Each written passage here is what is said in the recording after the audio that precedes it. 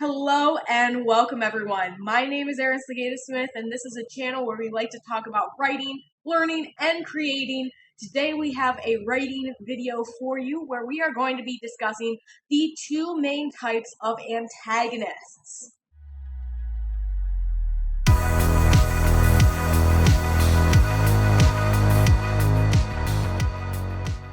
First things first, let's define what an antagonist is so that we understand all together what we are talking about throughout the course of this video. So an antagonist, by definition, is the person or thing that is a detriment to the protagonist achieving their goal. Let's break that down a little bit. So you have your protagonist. They have a goal they're trying to reach by the end of the story. It could be that they're trying to save the world, save the girl, save the boy. It could be that they're trying to make more friends. Whatever their goal is, they have to have one. Otherwise, you're not going to have a very well-developed story. Now, the antagonist is the person or thing that is a detriment or gets in the way of that. That can appear in many different ways. It could be that they're setting up bad guys for your protagonist to face. It could be that they are steering them down the wrong path. It could be any number of things that stop or hinder your protagonist from achieving their goal. The first type of antagonist is the one that we are the most familiar with. It is the in-person character form of antagonist. So this is an actual character that's in your story that has their own unique goals and motivations, and the fact that they are interfering with your protagonist is because that is what's helping them to reach their goal. So your protagonist goal is going this way, your antagonist goal is going this way, and anywhere they cross, that's where they end up having the conflicts that end up preventing each of them from achieving their goal. So in a way, I guess your protagonist could be the antagonist to your antagonist, but I digress. The main point is the first type of antagonist is an actual character in the story, which means that they need to be a fully developed person within your story for whatever your story calls for. So you need to look into what type of motivations they have so that they are a realistic person and not being a bad guy just for the sake of being the bad guy. The second type of antagonist is the one that gets forgotten the most, because in the definition of antagonist, it is a person or thing that gets in the way of your protagonist. Thing is a very general word. It's one of the reasons why your high school English teacher was like, don't put the word thing in your essays, because no one knows what you're meaning.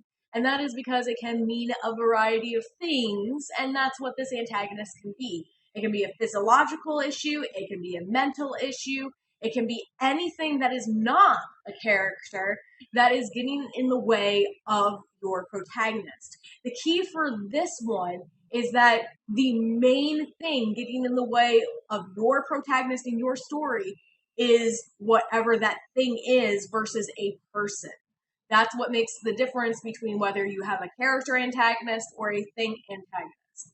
So let me give you a few examples just so that you understand fully what I mean by the thing that I keep saying. So imagine that your character is one that has recently just been in a horrible accident. Because of that accident, they have sustained several injuries that now they are going to be carrying with them for the rest of their life.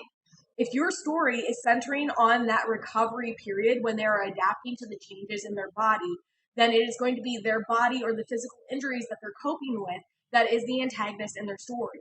They don't need a physical person to deter them from their goal. Right now, what's deterring them from their goal, which is returning to life as normal, is their body and the changes that they have in their body. However, if you had a character that had these physical changes in their body, but they've had them for a really long time and understand the adaptations and they have their life as normal, then those physiological changes are not going to be the antagonist. I hope that is a little bit clear.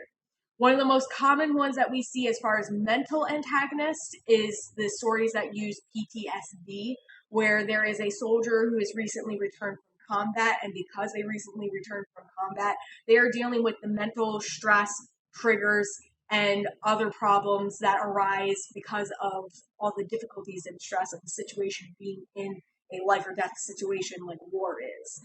So because of that, they are dealing with some sort of mental issue, and it varies greatly, so I can't say that this is the one thing, but whatever their mental issue is, that could be the antagonist for them in the story. Maybe they're trying to solve a murder and they're not able to see all the evidence clearly because of whatever is going on upstairs. Whatever it is, if that is the main thing that's getting in your character's way, then that is their antagonist. They don't necessarily need a specific big bad guy antagonist. It is perfectly okay to use a thing type antagonist. Most of the time when you see these, they'll show up in shorter stories like flash fiction or short stories, but there's no reason why you can't put them into a longer novel. You just will have to be more creative and put a little extra work into it. And aren't we all here for that anyway? So how are we going to be applying these types of antagonists in our stories? First, we're going to be applying them carefully. We are going to make sure that whatever type of character we are making, we are doing it with research involved.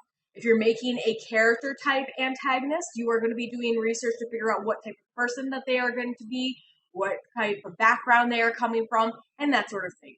If you are doing a thing type antagonist, the research you're going to be doing is going to be based around whatever issue it is that you're using as the antagonist. If you have no experience with something like PTSD and you're using it as the antagonist in your story, you need to make sure that you do your research to get your facts straight. Because there are going to be people out there, one, who are dealing with this problem, or two, who know more about it than you, and you're going to look silly and insensitive if you have not put enough research into it. The second way that we are going to be applying these antagonists to our stories is that we are going to be making sure that it fits whatever type of character and story goals we have for that story. So if you have a protagonist that has no physiological issues, you can't give them a physiological issue as their antagonist. It wouldn't make sense. If you have a character that has excellent mental health, then they are not going to be having a mental health issue as their antagonist. It doesn't make sense. If you have a character that is going through a recovery period after a traumatic injury and the story is about that, there doesn't make much sense at all to put a character in there to be the antagonist. They have enough going for them anyway. So you want to make sure that whatever antagonist you are choosing to use is based off of what will work best for your story so that it makes sense, is cohesive, and flows well so that your reader can get engulfed in your story. I hope you had a little bit of fun in our discussion about antagonists. Leave a comment in the comment section below about what your favorite antagonist is, or where you have seen one of these different types of antagonists applied that you think was a top-notch job.